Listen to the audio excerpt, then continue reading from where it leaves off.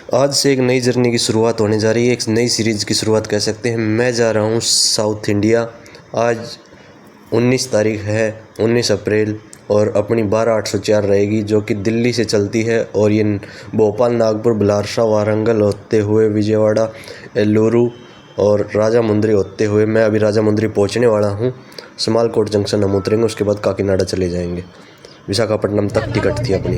ये आ गई। राजामुंद्री पहुँचने से पहले जस्ट 2-3 किलोमीटर पहले आउटर पे आपको ये मिलेगी बहुत बड़ी गोदावरी नदी, और यहाँ पे आप देख सकते हैं भैया पूरा विहंगम दृश्य गोदावरी नदी का। और अभी हम राजामुंद्री रेलवे स्टेशन पे पहुँचने वाले हैं। ये अब भाई रेलवे स्टेशन पहुँच गए हैं। ये है राजामुंद्री आंध्र प्रदेश का रेलवे स्टेशन, और यहाँ से अब निकल रहे हैं एल्लूरू के लिए। और तब तक आप इस ग्रीनरी का मज़ा लीजिए, फिर मिलते हैं एक नई मिठाई के साथ एंड में।